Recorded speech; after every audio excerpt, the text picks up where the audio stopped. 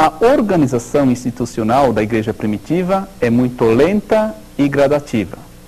Os padres e os leigos vão aos poucos criando estruturas para o bom andamento das comunidades, consagrando ministérios e delegando poderes e decisões, sempre com grande participação comunitária.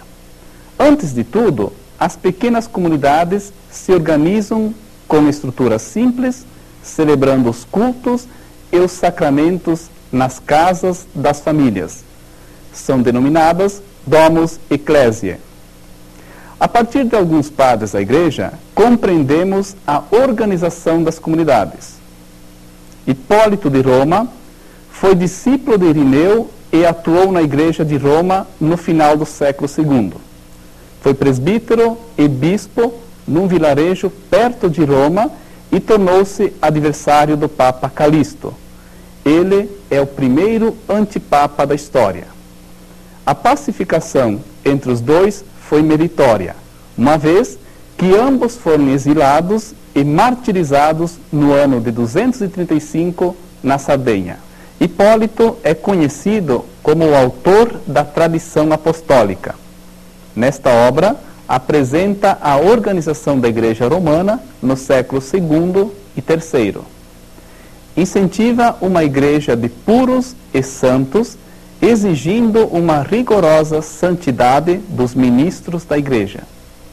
Apresenta os rituais de consagração dos ministros, sobretudo as suas funções e as orações de consagração.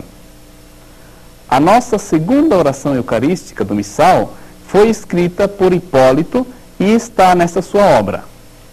Sua contribuição mais importante é a descrição da preparação ao batismo dos neófitos, denominada catecumenato.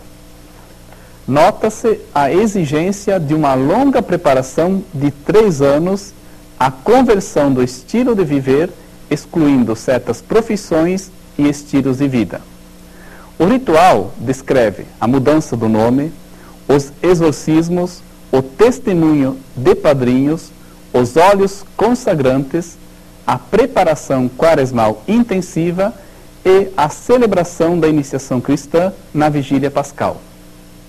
Após o batismo, acontece a catequese mistagógica, que aprofunda os mistérios da fé descritos em várias obras catequéticas. A mais conhecida e a mais poética é a catequese mistagógica de Cirilo de Jerusalém. Hipólito descreve com grande precisão a pastoral e o ritual dos sacramentos da iniciação cristã, o batismo e a Eucaristia. No mesmo período, encontramos Tertuliano, uma figura controversa. Nas suas obras, discorre de forma simples sobre a Santíssima Trindade e apresenta o aspecto institucional do batismo, da Eucaristia e do matrimônio. Nas obras contra os heréticos gnósticos, revela grande rigorismo e dificuldade de perdoar os lapsos negadores da fé e os que se desviavam do caminho cristão.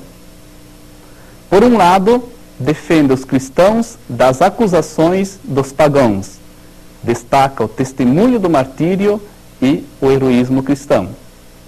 Ao mesmo tempo, ataca os hereges e lhes nega o uso das escrituras por propagarem falsas doutrinas. Ao se tornar montanista na obra A Coroa, convoca os cristãos para serem soldados de Cristo. Os cristãos não podem fazer juramento ao imperador, pois este exige o extermínio dos fiéis. Com sua passagem para a seita montanista, torna-se um rigoroso, sobretudo na moral pessoal e sexual. Cipriano de Cartago escreveu um dos mais famosos textos eclesiológicos, denominado A Unidade da Igreja. Esse texto foi escrito ainda no tempo do martírio, na metade do século III.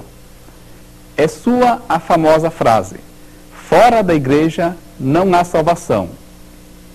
E mesmo Não pode ter Deus como pai quem não tem a igreja por mãe. Sua preocupação com a unidade da igreja é muito grande, pois vive um período de perseguições, rupturas e cismas na igreja.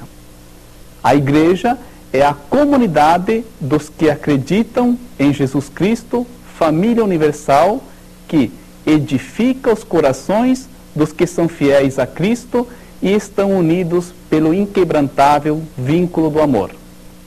Sua visão eclesial transcende a hierarquia, que ele considera serva dos fiéis dedicados ao reino de Deus, pela fé em Jesus Cristo. A igreja supera a imagem institucional que harmoniza os dons e os carismas dos fiéis. A igreja se organiza como povo de Deus, cujos fiéis participam do sacerdócio real de Cristo e vivem de forma organizada, procurando ser fiel ao reino de Deus. Os bispos, presbíteros e diáconos conduzem a comunidade, celebram os sacramentos, cuidam da autenticidade da igreja e, com ternura e vigor, iluminam a sociedade pela luz e pelos ensinamentos do Evangelho.